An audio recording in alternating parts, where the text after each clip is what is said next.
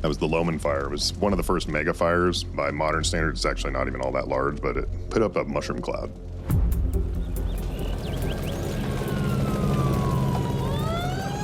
As a child of the Cold War, mushroom clouds kind of get your attention. Come to find out later, it's called a pyrocumulonimbus cloud. It's when a fire burns so hot it literally changes the weather, kind of punches up into the stratosphere. Now fires are, 10, 20 times the size of that fire. But even for a kid like that age, that was a huge fire. It felt like the whole state was on fire at the time. It was just very, very memorable to me.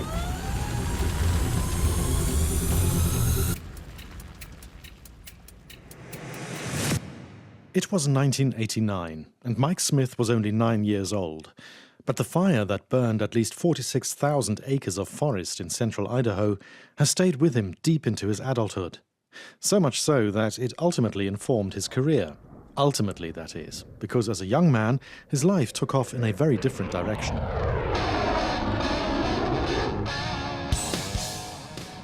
I started actually as a pilot for the U.S. Navy. I flew F-18s for about 12 and a half years active duty. He was stationed in Japan, did 3 deployments to the Western Pacific, spent lots of time at sea aboard the USS Kitty Hawk, and later moved to Italy, where he helped to run US cruise missile operations. He loved flying fighter planes, breaking out through stormy weather into sunshine above the clouds, landing on a ship on a dark night, or zipping over the rooftops in major American cities. He also trained other pilots and spent a year as a demo pilot, flying air shows around the US. And like many young men do, he got married. Keen to include his new wife in his upbringing, he took her to Idaho. He wanted to show her his childhood haunts, give her a sense of where he was from. But he wasn't prepared for what he saw when he got there. When you go back to the place you grew up, you see all the things that have changed. And so what became jarring was seeing the thing that hadn't changed. It was just black, still black dirt 22 years later.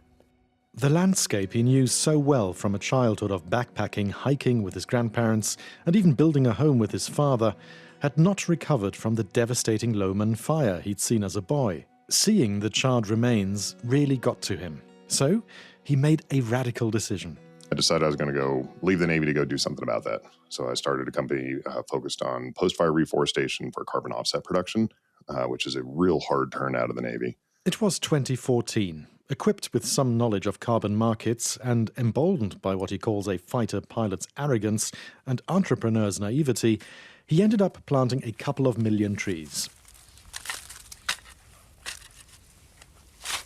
He has since become what he calls more of a pure climate guy, and now runs Acclimate, which helps businesses without sustainability teams to measure, reduce, report, and offset their footprints.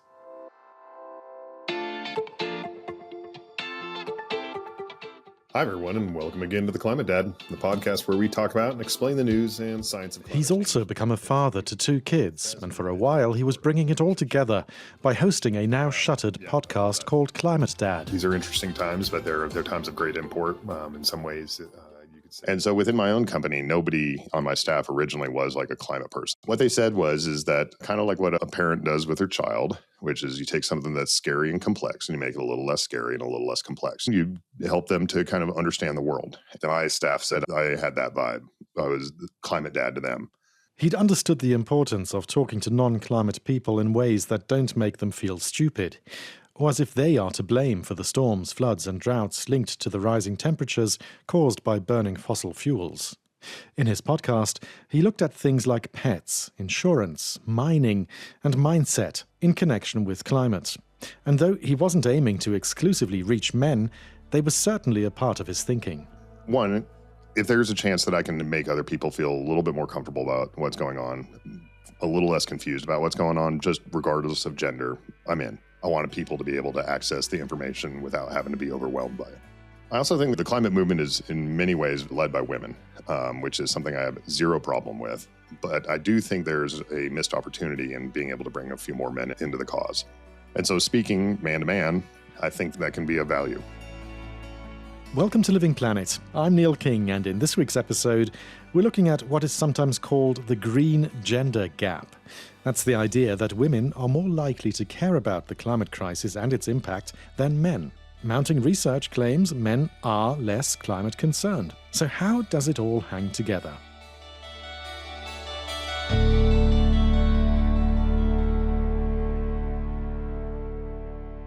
When we looked at the global data, a pattern just hit us between the eyes. It just stood out over and over and over again in every data set that we looked at, which was not only does the gender gap not exist in countries outside of the global north, but in fact, there's a really steady linear relationship whereby the gender gap grows as a function of country wealth. That's Amanda Clayton, a political scientist at the University of California, one of the many experts trying to find out more about the so-called green gender gap. It's actually that men, more than women, tend to decrease their concern about climate change as countries become wealthier. So the growing gender gap is actually men's growing skepticism in the global north. Amanda and her co-researcher found a more even gender distribution of concern in the global south, which is not to say men and women in poorer countries experience the climate crisis equally. Women are often responsible for securing food, water and fuel, and as the climate changes, these can be in shorter supply, meaning women have to travel further and work harder to get it. Girls are often taken out of school to help their mothers, or married off young to lower costs of living to the family. But these tend not to be concerns in the global north, where opinions about climate change might turn on money. I mean, it really was a puzzle that we thought about for a long time and talked about with a lot of people and did a lot of reading and tried to collect as much data as we could. So our theory is rooted in the idea that there are certain costs that come with thinking about decarbonization, that come with thinking about the transition away from fossil fuels, and that these costs of climate action tend to be felt more acutely in the global north. And felt, in particular, by some groups of men, particularly those who subscribe to more traditional gender norms, such as having to be the ones to bring home the bacon, which is also where politics enters the picture. When countries become wealthier, we begin to see that climate change becomes more politicized, both on the left and on the right. And when climate change becomes a political issue on the right, this is when we start to see political elites and industry elites starting to promote climate skeptical beliefs. One thing I've noticed is that the more windmills a country has, the more money that country loses and the worse that country is doing. And when climate skepticism enters into the political discourse, we think that the messages that right-leaning parties tend to use tend to resonate with men more than they resonate with women. Messages around being forced to give up meat or no longer drive gas-powered vehicles, or the threat to jobs in the fossil fuel sector, which employs more men than women. As you've heard me say many times, we have more liquid gold under our feet than any nation on earth, and by far. And now I fully authorize the most talented team ever assembled to go and get it. It's called Drill, Baby, Drill. Breaking through such narratives to get men to be more climate conscious or concerned can be hard. American political philosopher Kara Daggett coined the term petro-masculinity to describe the idea that fossil fuels don't only represent monetary gain, they also contribute to forming character. You're tapping into deeply held identities and beliefs that are hard to change, particularly if you're living in a place where you're being told by the politicians that you look up to that it's a hoax, and you don't yet feel that you personally feel the effects of our changing climate. The carbon footprint is a hoax made up by people with evil intentions, and they're heading down a path of total destruction. So when political elites are both telling you that climate change is a hoax and they're telling you that women's rights have gone too far, it's all a very consistent ideology of things need to stay exactly how they have been when we were in a fossil fuel based society, when men and white people were squarely on top, and anyone that's telling you otherwise is lying to you. President Trump has made no secret of his disdain for climate action. He infamously pulled the US out of the 2015 Paris Agreement, not once, but twice. But he also repeatedly refers to climate change as a scam and a con job, and regularly slams wind power. But he is not the only politician singing from that playbook. Energisystem av ideologiska skäl, av rena fantasiskäl. There is a correlation between climate change denial or skepticism and several European far-right parties, including in Sweden, where the Sweden Democrats form part of a centre-right coalition. Swedish Vida Wetterfälk works with an organisation called MEN, which engages boys and men around gender equality and an end to male violence. His area of expertise is masculinities in the climate crisis, and he is familiar with the scenario Amanda describes. The Swedish Democrats and the Liberal Party are the most extreme ones, but others also on the right side are really copying Trump's drill, baby drill, and connections to masculinity, ways of talking. It's this destructive mix of militarism and petro-masculinities, and they are successful. They reach the boys and the men with this because it's an easy answer, and it's very populistic, and it's a way to promise something to boys and men where boys and men feel a bit lost. We go backwards, promise the old order back, that men should be men, make Sweden great again, make men great again. Vida had been working with men for some time when the organisation started to look at the environment. He said there was a slow dawning of realization that maybe masculinity norms about dominance and exploitation was the very root cause of the climate crisis. It was not only an opportunity to explore the issue with other men, but a chance for him to bring nature into his work, which had been his wish as a teenager, until male ideas got in the way. I grew up on a biodynamic farm. My parents were farmers, and we had this close connection with the nature, with the animals, with everything was connected. And I was very happy in that, and my dream was to become a farmer. And then I realized in my teenagers that that was not really a popular thing to become. It happened at a very certain moment. We had a 1-week school holiday, and I was home working with the cows at the farm. And while I was working there all week, I was 14, I was thinking about the girls in my class that I kind of was in love with, especially one girl, and they were interested in horses. So I was thinking, when I come back after this holiday, I'm telling in the school when the teacher is asking us, what did you do during the school holiday? And I say, I worked with the cows all week. And they would appreciate that because they love animals. So that will give me points. So I came with high expectations back from that holiday. And when the teacher asked that question, I was sitting kind of in the front row in the classroom. And I shared that I've been working with the cow. And I was expecting this kind of sympathy or something from behind where the cow was sitting. And what I heard was, oh, what a farmer.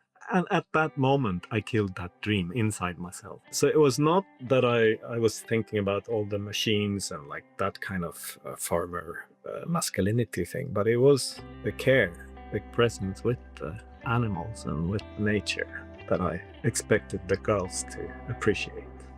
They didn't.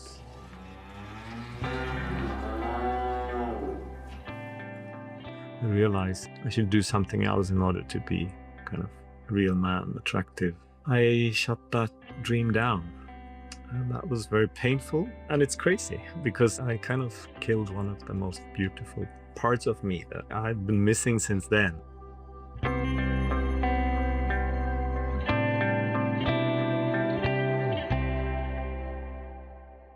Decades after that school holiday as an impressionable young teen, Vida clearly sees it as a tale of masculinity.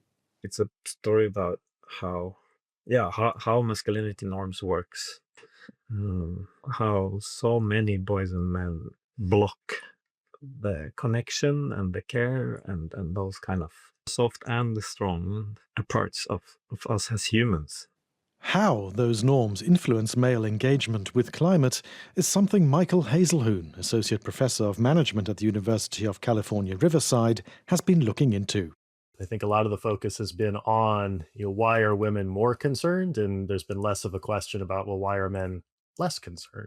It started with kind of the observation/question of what do we think about people who express concern about climate change? They say, hey, there's a problem here, we need to fix it. And I predicted that the people who express concern about climate change would be seen as caring and compassionate, right? They're looking out for the world, they're looking out for other people, etc.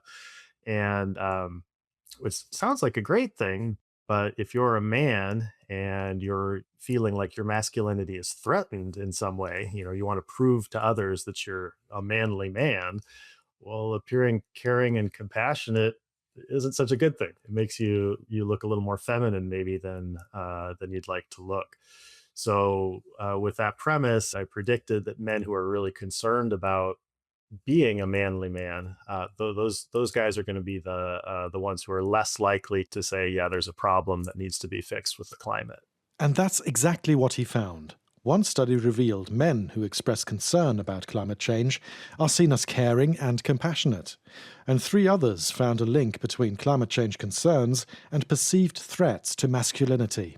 Things like losing a sports competition, crying in front of your children, making less money than a spouse, things like that are all things that threaten masculinity that men kind of have to be on the lookout for all the time. Yeah. Whether subconsciously or very consciously. Some of it is, I personally want to feel like a man, but a lot of it is I want to make sure others think that I'm a man. That's kind of where the research has pointed is these public displays. In his research, Michael tried reframing the climate crisis to present it as protecting family and future generations, rather than talking about saving the planet, just to see if it would produce different results. But it didn't. There was statistically no difference depending on whether I framed masculinity along traditional lines, like kind of reminded men, oh, you're supposed to be, manly men and aggressive and whatever else, or if I reminded men, hey, part of masculinity is looking out for others, like your family, especially your children, and protecting the climate is part of that. It didn't matter which type of masculinity I reminded them of. If they were afraid of not looking like a man, they didn't care about the climate.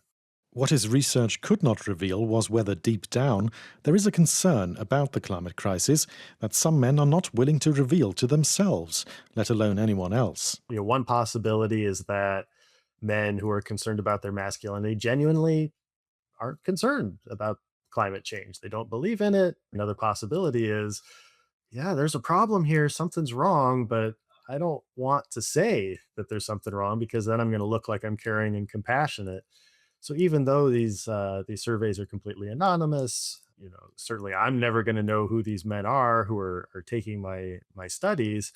There still might be that element of I don't want to admit it, maybe even to myself, that I care so much about the planet. You're listening to Living Planet with me, Neil King, and we'll be heading into a very short break in just a bit. But first, I've got a question for you. Are men really less concerned about the planet than women? And if so, why do you think that is? You can send us a voice message. Just go to dw.com/livingplanet. We'll be right back after this short break. Did you ever wonder what it's like to live alone? Hidden in the woods, not speaking to a single soul for 30 years.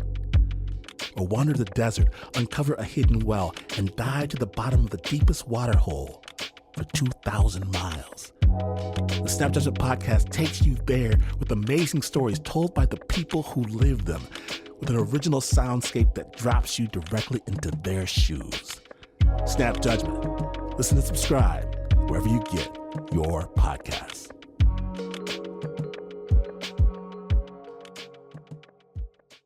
Can science help you find love? After 3 days of chatting is actually the sweet spot of coordinating a date. Should you throw out your black plastic utensils? And how old are those apples at the grocery store? If you're buying an apple in June or July, that apple is coming up on its first birthday. I'm Mike and Scott. Every week, The Pulse digs into health and science issues that matter to you and your life. You can find us wherever you get your podcasts.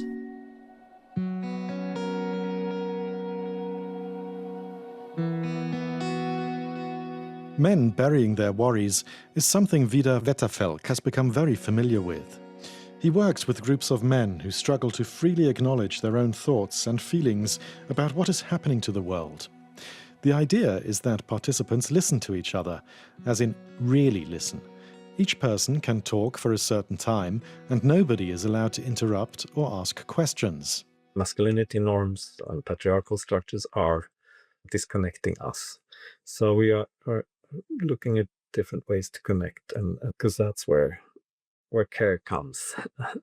One of the first questions is, so what do you love and appreciate in nature? And that creates a connection instead of starting talking about the problem and the challenges with the climate crisis or the statistics and guilt and blame game on men. And the next step is to connect with, so what are you worried about when it comes to the environment and the climate? The idea is to offer men a space to explore what they might be holding back, not just from each other and their families, but from themselves. They are also asked to talk about the kind of world they would like to see for future generations and what steps they might be able to take towards creating that future. And he says the process is effective. It's painful, but it's very appreciated, and a lot of men share already after the first round that they've never spoken with other men in this way before, or listened together with other men in this way before.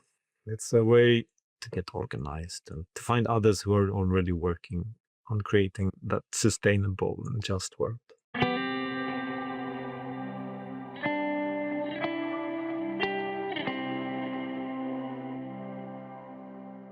But not all men are drawn by the idea of coming together and sharing, and Vidar says many of those who join the groups are already teetering on the brink of interest. So how to get more reluctant men to take an interest in the climate crisis? Former pilot Mike Smith also believes in having conversations around the role of men in the 21st century. There is this redefinition of what it means to be a man, what masculinity means. And the people that talk about gender mostly tend to be women. And when they do that, they tend to look at it through a woman's lens, which is appropriate. That's their own lived experience.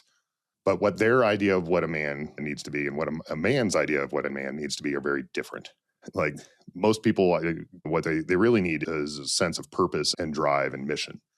And I think that that's maybe the key to where we can go with masculinity and climate, is a sense of drive and purpose and mission. He says there are quite a lot of male veterans that end up in the climate space, which doesn't surprise him since they joined the military to have a cause.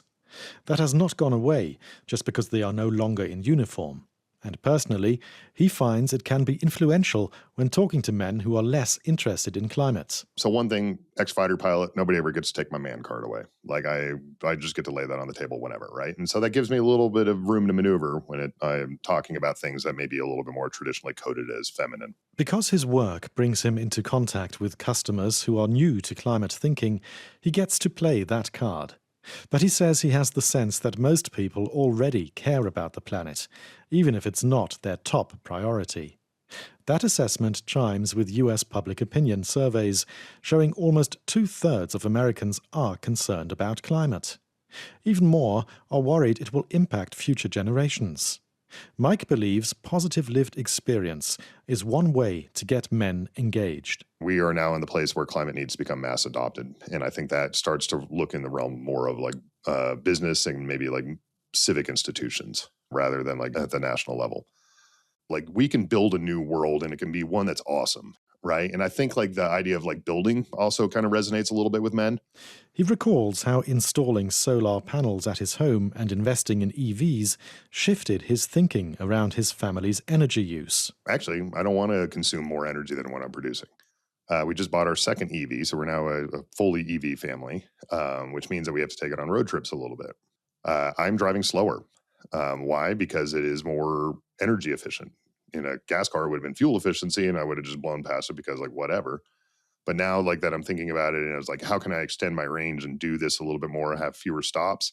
Now I'm like, okay, well, we're just going to set the cruise control to the speed limit rather than like, yeah, I'll see if I can push it 5 or 10 miles an hour faster. And he's seen how other men have been brought into climate thinking and even advocacy off the back of products. One of my favorites, little examples here is one of my employees. He and his wife, they live up in the mountains at 10,000 feet right here in Colorado. And he had previously worked in software, but then he'd gotten out and kind of had like a little midlife crisis, and he started a business as a lumberjack, actually like clearing trees and then turning into firewood. Big pickup truck, likes doing all the outdoor stuff, avid mountain biker. And so he came and joined this little climate tech company, and you're like, okay, wouldn't have expected it from this dude, right? What came next, Mike describes as a positive epidemic. The logger traded in his pickup for a good value lease on an EV and decided he loved driving an electric car. Loved it so much, in fact, that he became an advocate for the switch from gas-powered vehicles across his mountain community. You know, he wears a beard, he's like smoked meats and drinks beer, and he's a guy's guy. But it just took that one guy to be like, yep, cool, let's go do this thing. And then it became okay. It became coded enough, masculine enough that everybody else is like, yeah, this is like a no-brainer. Let's go do it. And speaking of cars, some companies are cottoning on to the idea of marketing EVs as major man machines. Never mind. With GM's new Ultium battery, we're gonna crush those losers. Crush them! Let's go, America! I know what you're thinking. Electric. It's not for you. And you're probably right.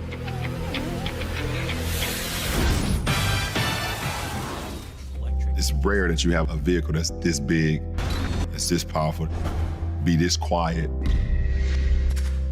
We can get from 0 to 60 in 3 seconds. That's extreme. That's nuts. They really try to make it appear very masculine, like so that electricity is very masculine rather than fossil fuel. So if, a storm goes down and your power's out, you can use your car as a generator, you can use it on a work site to charge your drill, all of these things they're just trying to make electricity seem masculine rather than gas and oil seeming masculine. And I'm here for it. Like, if that's what you need in order to convince groups that have a cultural attachment to fossil fuels. Amanda Clayton says that kind of narrative is more likely to grab male attention than headlines highlighting the very real climate-related gender and racial injustices inherent in the climate crisis in many parts of the world, which is why she sees the need for a multi-pronged approach. It's understanding issues of feminism or environmental racism, et cetera, and treating them very real. But then when designing policy and thinking through public discourse, it's much more about, okay, how can we convince people that we just very practically need to electrify everything? But Vidar Wetterfalk in Sweden is skeptical of what he calls the green colonialism that comes with the fight for the minerals needed for the energy transition. He says there are limits to technical fixes such as solar panels or electric cars, and that they ignore the deeper issue of the need for systemic change, in which men have a role to play. We need also to look at the root causes and how these patriarchal structures and masculinity norms are an important part of the root causes. And this whole idea of who can and should dominate and exploit in order to kind of get higher status and be rewarded in so many ways can be very important, like basic worldview change and a change of the view of who we are, if we are a burden for the earth or if we are actually a companion with the earth and we have tasks of caring for it, because it makes such a difference how we view ourselves. He would like to see an end to masculinity norms altogether, and to see them replaced with human rights that allow men and boys to grow up without being expected to use violence, or accept that in order to be a real man, they should be tough. Getting there is likely to be a long haul, and in the meantime, communicating as widely as possible is key. But in his experience, Mike says male voices are not always welcome in more female-dominated climate spaces, which potentially leaves the messaging to louder, climate-denying male voices that could work against generating a greater groundswell of support from more men. I think that if the only people speaking to men are the ones that say, like, let's roll some coal, like, if they're the only ones talking, then that they're the only one in the conversation, right? I find for human beings, the best way to get help is to ask. And if you need help from people of any demographic, you should ask them for help. I think the same thing here is for men, broadly. In keeping with the nuance of this issue, Vida's experience is different. He says he has always gone into more women-led climate spaces, showing a clear willingness to listen, and has been made to feel very welcome. Perhaps sometimes more than he feels is justified. Tell me, can you hear us? Stronger by the hour. Stronger by the hour. Women, power. The women are part of the patriarchal system, so they also give a lot of attention to the few men who actually come there as well. So it becomes like, wow, a man is here. Like when men started to care for children, oh, he's doing fantastic work, but you're just doing the same as they've been doing for hundreds of years.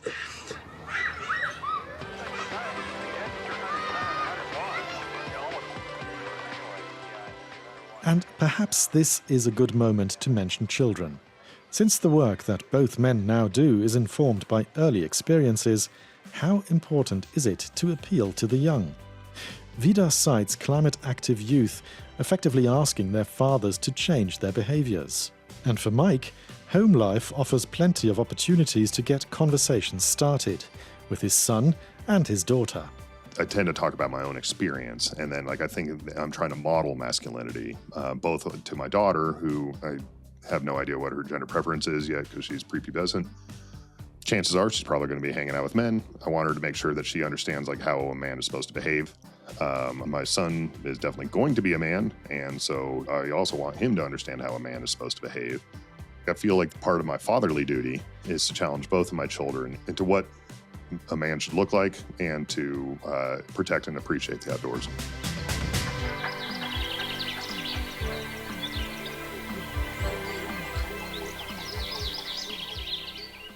This week's episode of Living Planet was written and produced by Tamsin Walker.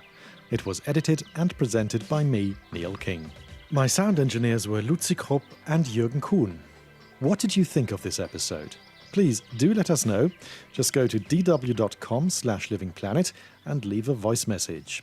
Alternatively, you can also send us an email to livingplanet@dw.com. That's it for this week. Thanks for listening and sharing Living Planet.